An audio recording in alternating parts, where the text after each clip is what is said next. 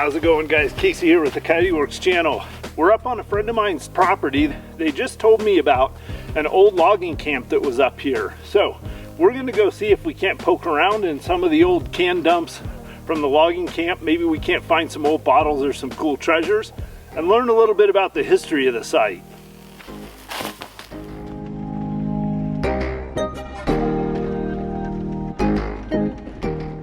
So I'm super excited about this trip, man. I've been wanting to get up in here and hunt for some relics for a long time, and this is pretty cool because I have permission to kind of dig and do whatever I want to track down relics in this old lumber camp up here that was associated with a mill that was on the site. So I'm looking forward to a nice little overland style camping trip. We'll camp in the rooftop tent, I think, and set up a real simple, easy camp, and I'll show you guys that, how on trips like this, where my main focus is on exploring and relic hunting, I keep my camp simple.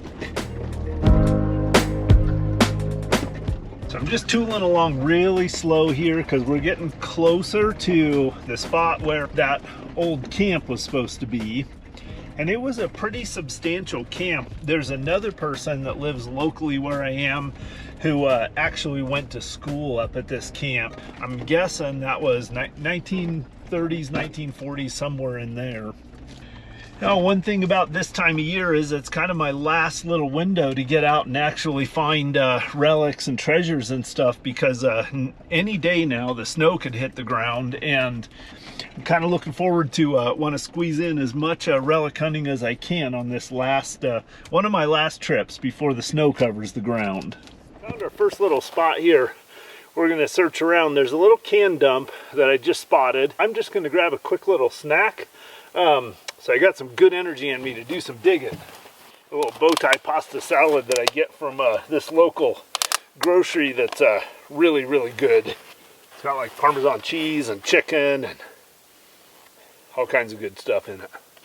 So as far as tools of the trade when we're out here digging for relics is, I've got my trusty Apex pick. This is a pointed pick on one side with a wide flat end on the other side. It's really good for kind of quasi digging and picking through the hard ground around here. And the other must-have tool for this kind of stuff is a good old-fashioned potato fork. All right, now let's get to digging around in the trash and see if we can find some treasures. Oh yeah, look at that. There's some metal right there. Look at that. Oh, that's like a car fender or something. Oh yeah, there's more right there. Oh, I just tripped over a seat. Looks like the seat out of a car. All right, so we got to be on to something here.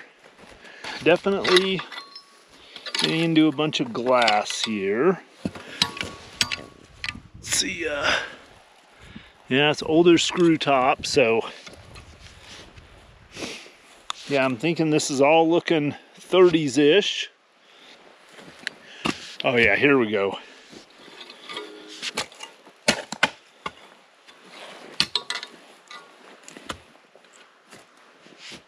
Yeah, I'm thinking we'll try right in here. All right, let me show you guys a few things that I found here. So, an old cork top whiskey jug. It's kind of cool, still got the cork in it.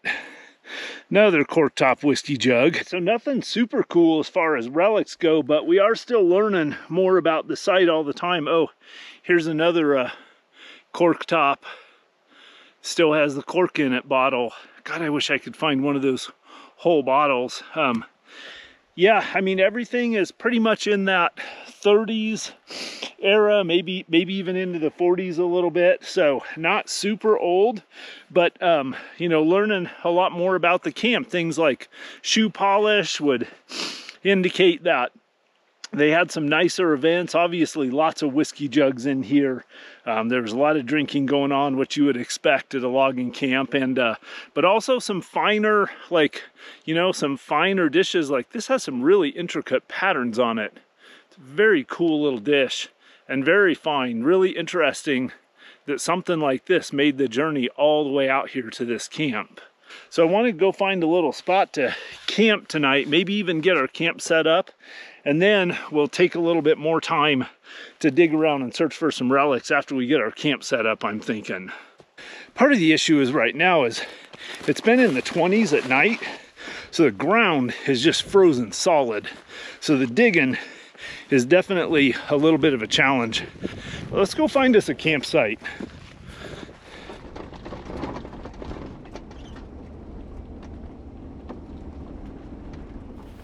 All right, I think I found a decent little spot to camp here. It's actually really pretty. It's very still in here. It's about 3 o'clock in the afternoon, so I'm gonna have myself another cold brew. I'm having this stock cold brew here. Pretty good stuff. You guys know I like my cold coffee, so nice and strong. It's perfect to give me a little afternoon pick-me-up. It's already starting to cool off a little bit out here. I think what we'll do is we'll get a little bit of our camp set up real quick, and then we still got a couple hours, maybe like an hour and 45 minutes to 2 hours worth of daylight. So I think if we get set up, we might have time to go on a pretty decent little hike still. I tried to pick a spot, make sure I don't have any big leaning ponderosa pines or anything. Mostly smaller trees around me. They're all real healthy looking, so they should have good root systems in here.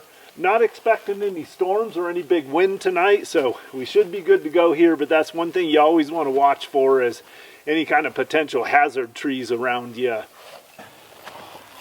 We're going to pretty much keep set up to a minimum here. I set up my Covea camp table and chair.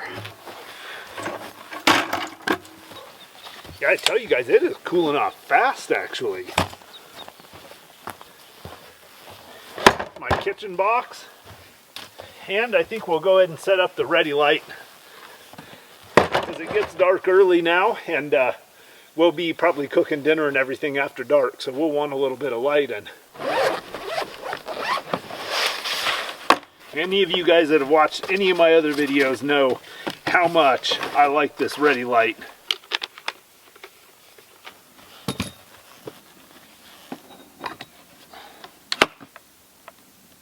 Yep, got plenty of light.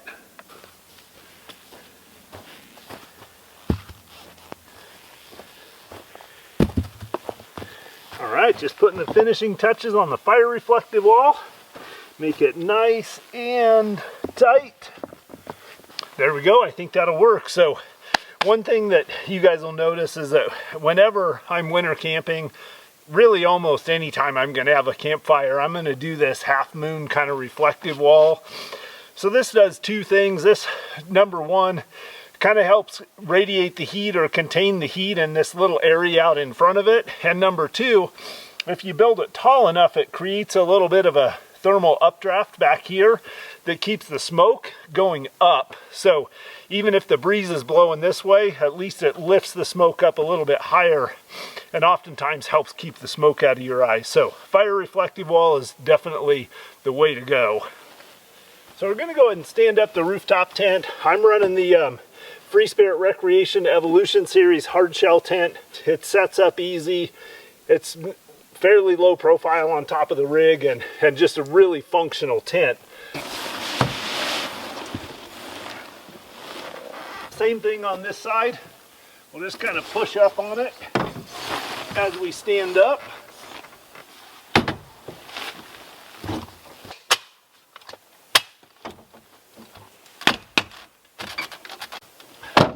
And that's pretty much that. The rooftop tent's basically set up now. Let me show you guys what's going on inside here. So you can see my bed's basically all set up already, and there's my pillow underneath there. I got a couple of whoobies in here.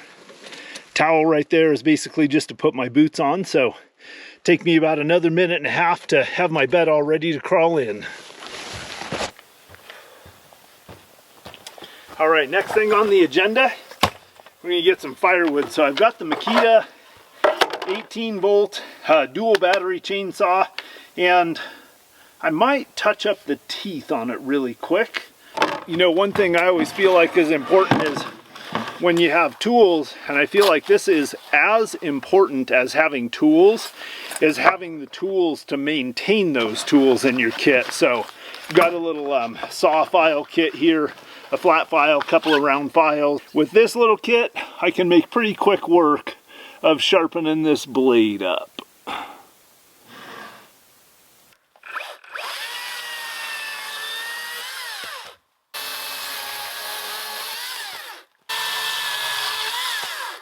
So I'm going to show you guys something interesting here. So I was cutting up one of those down trees, and this is a massively solid chunk of pitch wood or fat wood. So I thought I'd show you guys that. If you look at the end right here, you can see how shiny it is where the saw went through it. So I'm going to cut this thing down and show you guys the fat wood. All right, check this out. Pure fat wood right there. This one chunk of wood, once it gets started, it'll burn forever. And then we can use this pitch wood to start our fire too. I'll show you guys that when we build our campfire tonight. All right, thanks to the Makita, I got a nice little wood pile here, and that should be plenty. If it was really cold and I was going to be around the fire doing a lot of cooking, I would probably want about 3 times that much wood, but for just a little fire, for some ambiance and a little bit of warmth after dark, that'll be perfect. So I'm happy with where my camp's at right now, so I think we're going to go on a little hike. All right, let's go for a little walk. We've got a pocket full of flashlights and lighter and everything we need, just because it is pushing pretty close to dark. Hey, you know, I always enjoy walking in the evenings like this out in the woods, and normally this is the time of day that the animals come alive. But it's interesting right now, even as the sun went down, there's no birds, there's no anything. It is just perfectly still up in here. It's almost a little bit eerie in a way. That's definitely starting to cool off. The ground is freezing already.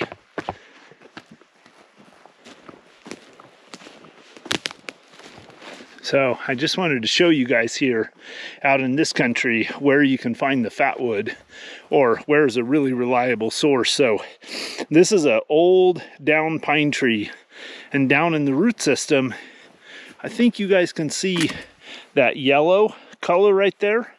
That is your fat wood. That is the wood that, if you need fire starting material, right there. So a lot of times in these trees, and this tree has probably been down 90, 80, 90, 100 years, that's a good source for fat wood up here in the ponderosa pine forest anyway. It's actually a really healthy forest. They're doing a really good job of managing this in here. Then you can see these stumps like this. Those were the stumps that were logged way back in the day when they very first logged this area. Those are 80, 90, 100-year-old stumps. Those are the oldest stumps in here. That's the earliest logging that happened. All right, there is home for the night. Well, I'm thinking we'll get a little fire going, get our stove set up. So dinner, hygiene, relax, enjoy the fire. All right, let's get us a little fire started here. So I've got a couple of fire starting materials here that are critical, or that work really well. One is these little slices of that pitch wood, and then the other is some pine needles. And then I've just got my different sizes, different stages of wood laid out right there. So let's just see if we can get a little bit of this pitch wood lit first.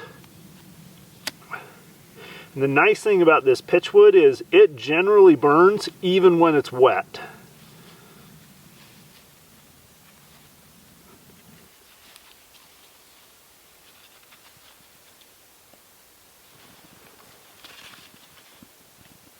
And just like that, using natural fire starting materials from the environment out here, you can easily get a fire going. Oh, yeah, this is perfect. All right, I think we're gonna get the old trusty Coleman stove out. Yeah, for a camp stove, I'm running this Coleman Peak stove. I've had this thing for a long time, maybe like 15, 20 years or something, but it's just a great little stove. Oh, that fire is nice and toasty. I'm finally starting to get enough coals built up where it's putting off some decent heat. So one of the reasons why I'm going to have a Mountain House meal tonight is actually the Mountain House beef stew is a pretty good, hearty, nutritious meal, but it's also one of my favorites. I love the flavor of it. Sometimes I'll put a couple of drops of Tabasco in it to give it a little heat.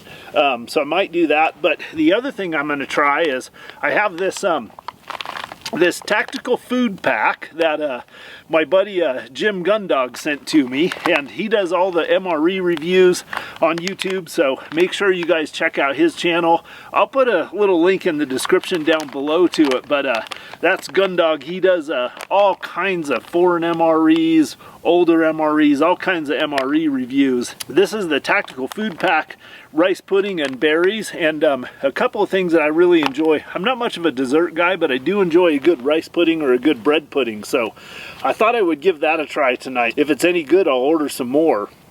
All right, let's see if she fires up. This thing's usually old reliable, so. Oh yeah, look at that. All right, I want you guys to check out all this Mountain House goodness here. See that?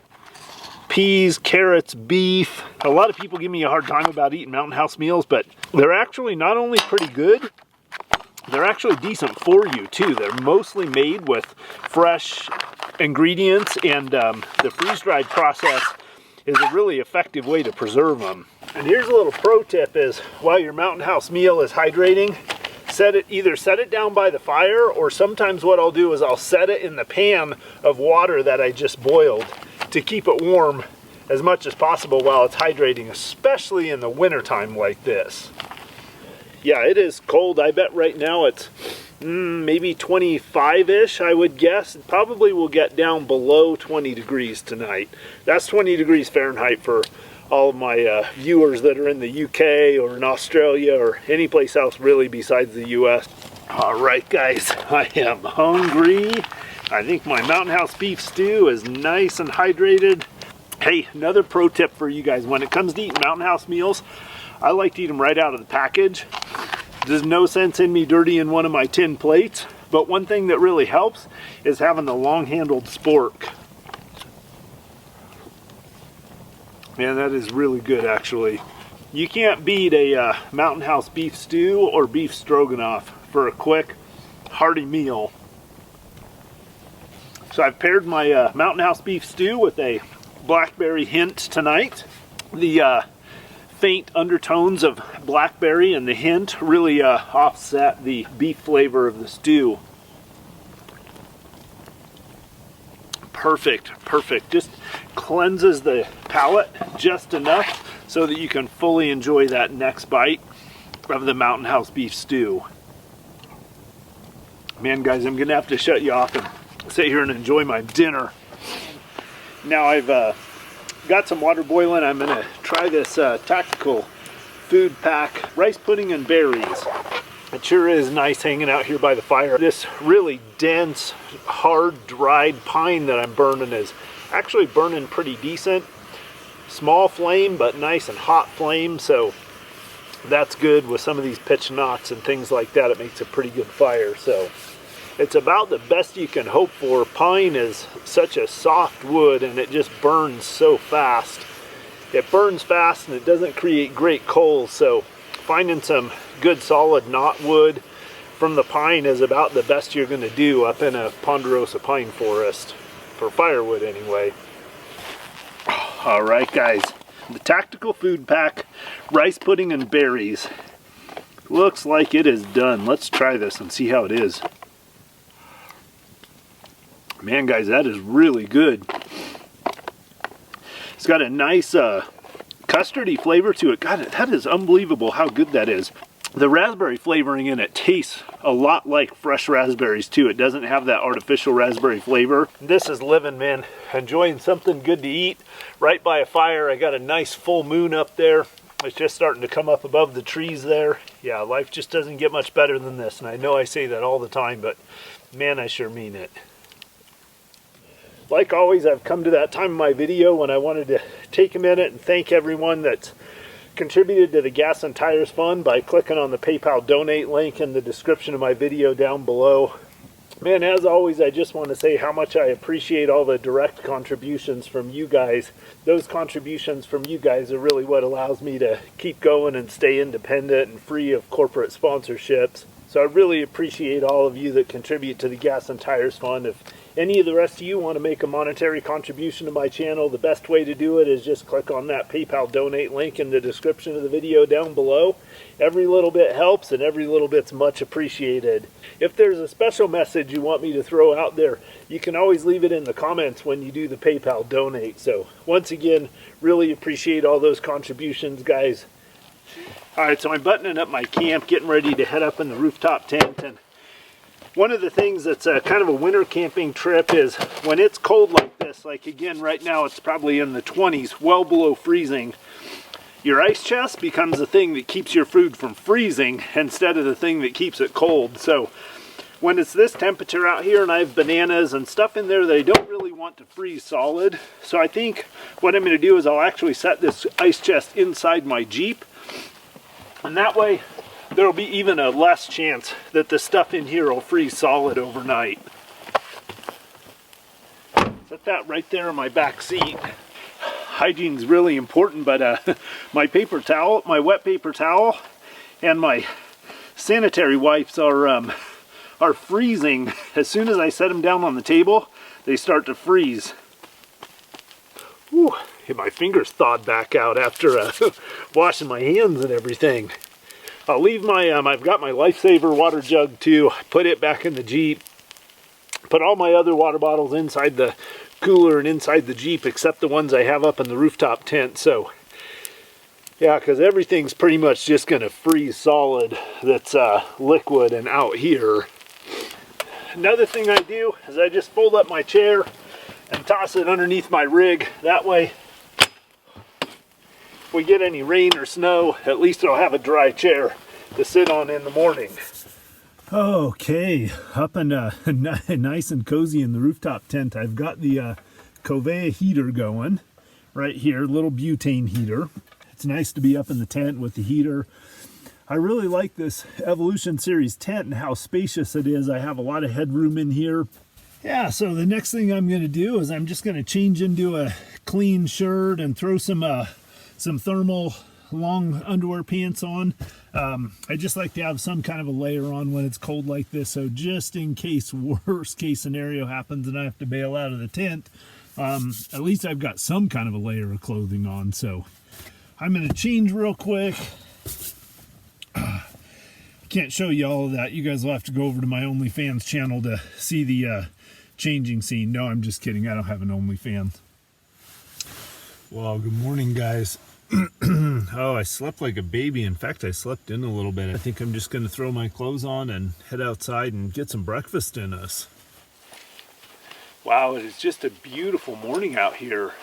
Sun's coming up nicely. There's a few low-lying clouds out there a ways. It's so dry out here that there's just not a lot of frost. You have to have a certain amount of moisture in the air for there to be a lot of frost, and we just have not had much moisture, so it's pretty dry out here. I am going to make myself a coffee and get a little fire going. Right at the base of these ponderosa pines is some nice dry needles, so I'm gathering up a little bit of that to use for my fire starter this morning. Yeah, those make excellent fire starter. Alright, so I got my nice little fire lay done this morning, and I'm going to use a little different trick to start the fire. I'm going to squirt a little hand sanitizer on it. This stuff is really flammable, and in this day and age, the coronavirus day and age, we all seem to have some on us all the time. So, a little hand sanitizer, and then let's see how she goes.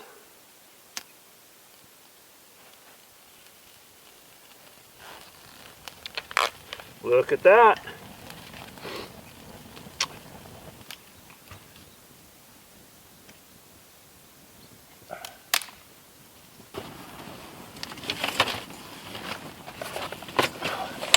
My chair's nice and dry.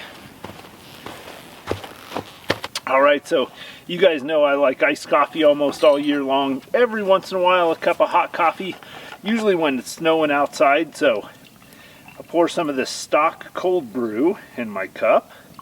Ooh, get a nice healthy portion of that. And then a little bit of milk. Oh, we gotta break the seal on this. Top of the morning to you guys. Man, that is delicious.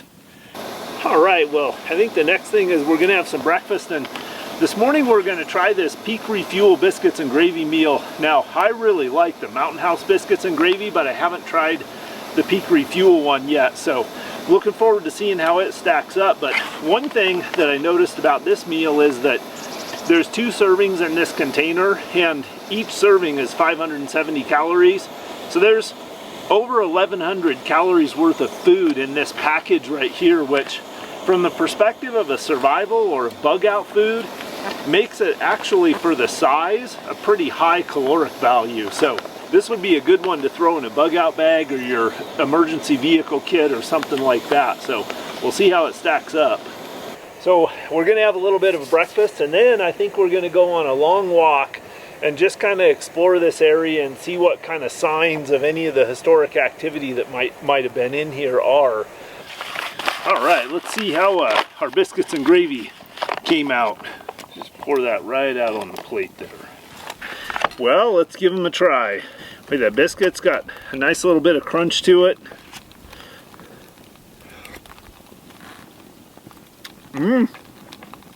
Flavor's good. Yeah, guys, this is really good. A lot of people kind of give me a hard time about eating the Mountain House meals out here, and you know, for me, a lot of times when I'm exploring hard, looking over historic places, doing a lot of walking and everything, sometimes I get back to camp and I just want something easy, and that's where the Mountain House meals really shine. All right, we're gonna take off and go on a nice little hike. So real quick, thought I'd show you guys what I'm bringing with me. Got my little Mystery Ranch day pack. So this has got some basic supplies in it, basic emergency supplies, and then just like some water and some food and stuff in case I want a snack. And then obviously I've got my pistol, I've got a folding knife, and my trusty Apex pick in case we do get to do some digging around. And I've got the GoPro Hero 9 with the media mod on it. That's what I'll be taking along to do some filming. And a pair of gloves. All right, let's go see what we can find out here. I've really been looking forward to exploring this area for a long time, and I love this wide open kind of ponderosa pine forest in here, and there's a lot of this, I think it's this blue bunch grass in here, the native bunch grass, really healthy population of that. Some of these old ponderosa pine stumps from when they originally logged in here. And look, this is still got, these are still very pitchy, very fatwood kind of stumps there. So that's a good thing to remember, good fire starter. That's interesting, there must be a little more moisture in the air down here. See that frost on the ground? I dropped down a little bit in elevation, came down to these kind of flats down here to see if they seem like logical places to camp, or, oh, look at that, there's a can right there.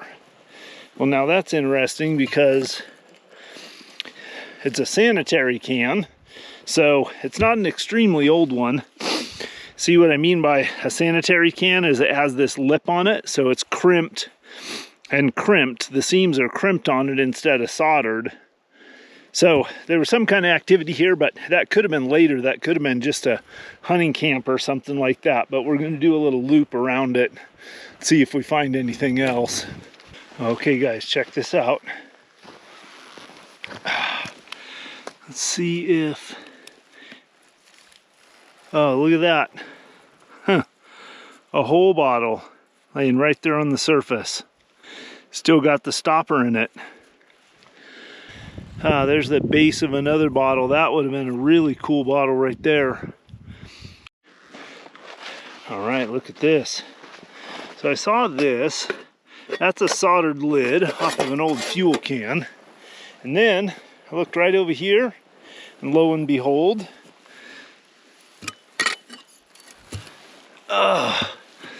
there's an old soda bottle. I don't know if the camera's picking up that design on the bottom of it. And then there's this pretty major little pile of cans and metal right here. So this was definitely a little dump, but there are some of these old soldered ones too that are capped. So I would put this pretty close to the 20s.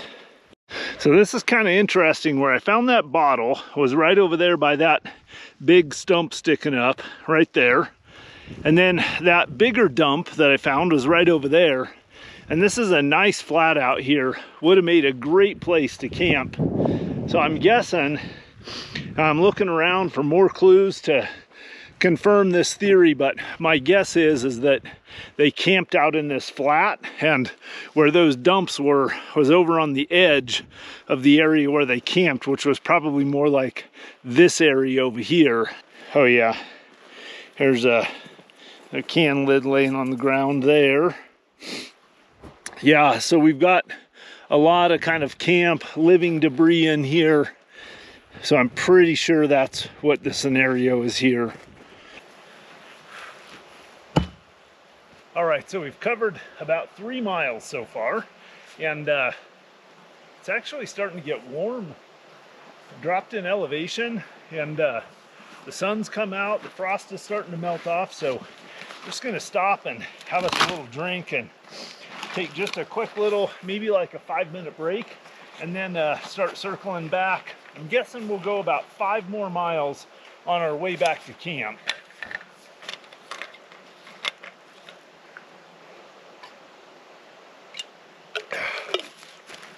So I found a trash pit in here, and I've been doing some digging in it, and thought I'd show you guys what I could find. So not anything super cool, probably not anything that I'm going to take home, but some interesting things that tell us a little bit about life in this camp. So a lot of these Prince Albert tobacco cans, I think these are from like the 30s or so.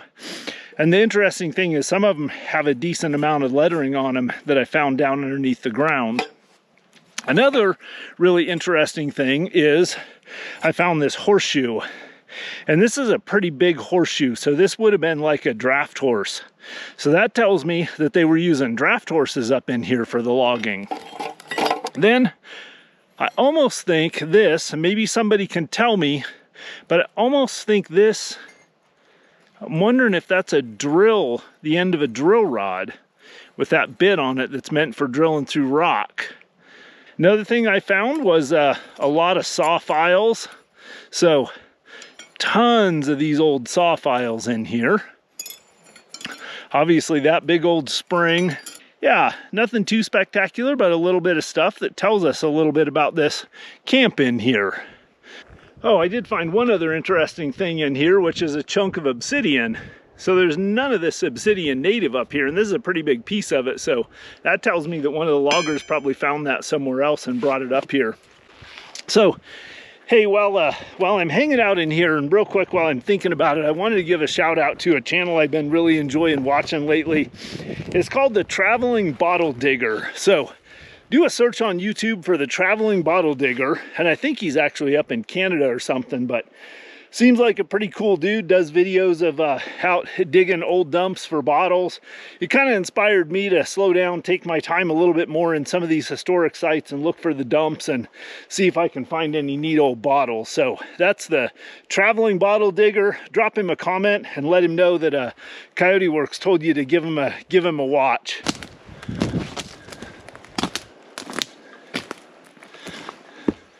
Little badger hole right there. Pretty hard to imagine back in the 30s they were logging this, and it doesn't look like it's really been logged since then. All the stumps in here are about that same vintage. Huh, look at this. A couple of car fenders sitting out here. All right, I just found something kind of interesting here I wanted to show you guys.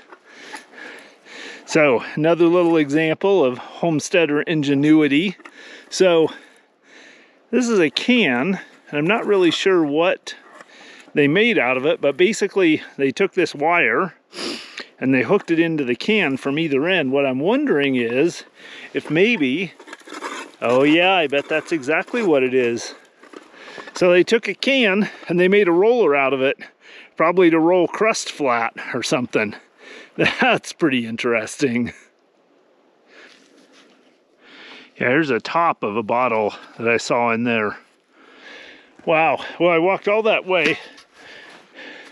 I don't know if you guys can see the Jeep up there through the trees. I was probably 5-6 miles, and now almost back to the Jeep, I hit the mother lode of can dumps.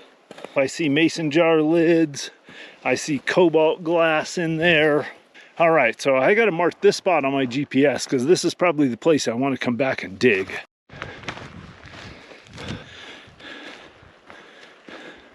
All right, let's get some caffeine in us, and next step is a little snack. I have a quick little lunch here. I'm gonna have a Uncrustable. These are these frozen Smucker's peanut butter and jelly sandwiches. Not super nutritious, but man, they're delicious. And I get the ones that are on wheat bread, so that makes them healthy, right? And then I've got this pea salad. I get this from a local grocery store, and they make it up every day. Man, this stuff is delicious. It's got macaroni, bacon, peas in it. So this has been pretty cool. I've really enjoyed kind of walking around and exploring this place. There's not as much here as I would hoped, but it's still interesting history, interesting to think of all the activity that was going on up here in these woods way back then. You know, sometimes you find some really spectacular stuff, and other times, man, you just have to go with what you got and enjoy being out here and enjoy the fresh air, the camping, and just being out in nature. I'm gonna enjoy my lunch, take a couple of minutes to relax after that long walk, and then we'll get out of here. Okay, I know I've shown you guys this before, but I always use my bottle jack to level up my Jeep for sleeping in the rooftop tent if I'm on a little bit uneven ground. It's just a nice handy way to do it. That's much easier than trying to drive it up on blocks or rocks or anything like that.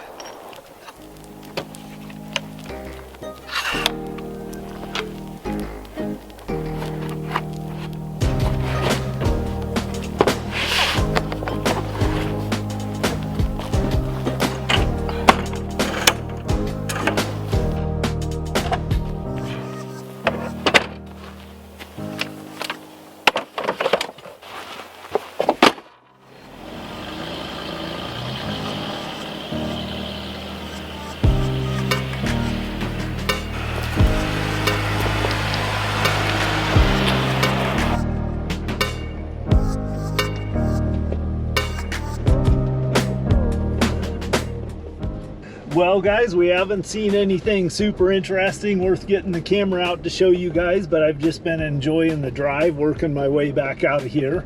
So I'm just going to continue to work my way back towards home. I've still got a ways to go before I hit pavement. So once again, I hope you guys enjoyed joining me for this adventure. I know I sure enjoyed having you along. As always, I look forward to your questions, your comments. I can't tell you guys how much I appreciate your support of my channel and how happy it makes me to know that some of you get some enjoyment out of seeing my trips out here. I really look forward to all your comments, your questions. Above all, I look forward to seeing y'all on my next adventure. Until then, Coyote Works, out.